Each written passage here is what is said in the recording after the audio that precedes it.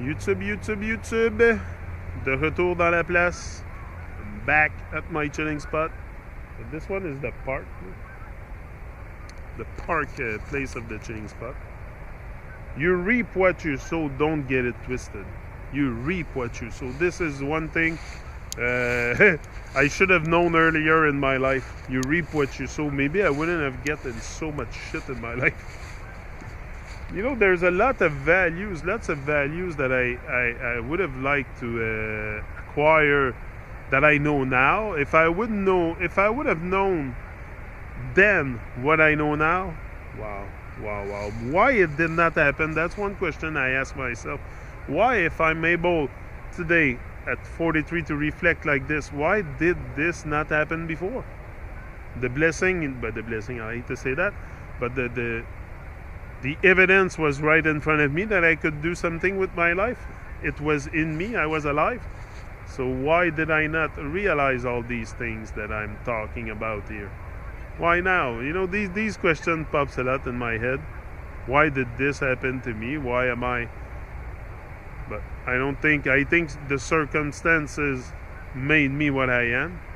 You know, they brought me where I am and they made me what I am. For sure. It's all about, I believe, for sure, it's all about rising to a higher level of consciousness all the time. So it's a big journey. It's a big, but I think it's worth it to take the journey of life. You know, this is what a lot of people do not realize, is that they're on a journey. And like me, they wake up late. For some, wake up late. But can you call that late? 43? I don't feel that old. I don't feel that old. Like I say all the time, I feel better than when I was 20 years old. So it's not about, I don't think it's about so much about the time when I woke up. Like I said, I've seen clear in this world at an early age. But to really start conquering my fear, it's really after my knee accident, when I realized I was alive. Then I started to wanting to know a little bit more about life, about who I was. I want to know more about who I was, because that's been kept away from me, or I kept it away from me.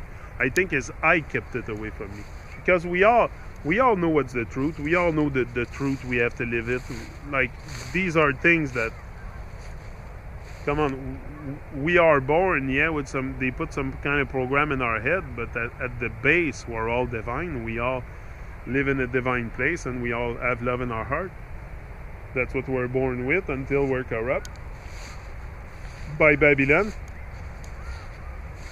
So the love is there at first. So it should not be that hard to go back to the source for all of us, and to start really creating shift in awareness, and making people aware of, first of all, the lies. Realize the lies. It's a big thing. Realizing the illusion is just that is big. Yeah, after you say it once, shut your mouth, go in the lab and get to work.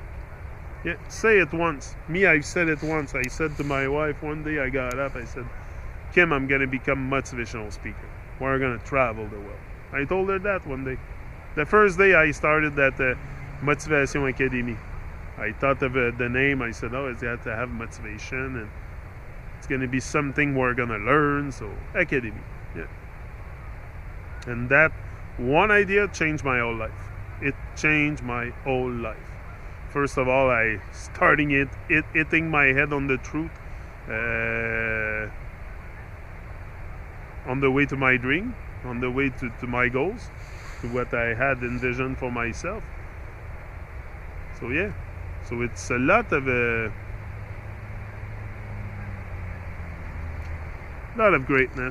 greatness. But when you're great, you attract great. That's another thing too. When you're great, you're gonna attract great. When you're average, you attract average. Be great, be phenomenal. You know, because you have to be. It's either you're phenomenal or you're going to be forgotten. Be phenomenal or be forgotten, because people will not remember the leaves in the wind. For sure. Do you remember Bob Marley? Yeah, was he a leaf in the wind? No. That's it. So that's what we have to do with our life, is really rise to higher and higher level all the time. Higher and higher heights of love, of determination, of greatness. It's not only to rise to say I rise. No, you rise in love. Rise in love and bring back the atmosphere, bring back the vibes. Do your part. Do your part. It's not more complicated than that. Don't stress with that. Do your part. Yeah. You cannot be average any longer. Why? Because average attracts average. Yeah. Told you. Average attracts average. But if you're great, if you act great, and if you're great, you're gonna attract great people in your life.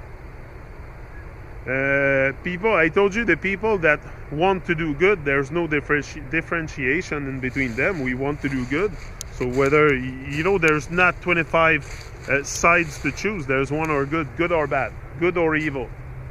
So either you're doing evil things here, greedy shit, evil deeds, or you're acting from love. So, and you're acting for the good of humanity. So there's not, but the line is very, very thin in between both also. The line is very thin because of the confusion sometimes and the illusion. Sometimes you think you're going to do good for humanity, but you're not, because you're not aware and conscious enough. So to sharp your mind, sharp your consciousness, to really elevate your consciousness is key to realizing a lot of the stuff that's going on here. Why people are so programmed and why they make fun of us. Yeah, people can't really stand average. That's the thing. So, get to the point where you get allergic to average. You don't think average. That's it. It's like learning a new language.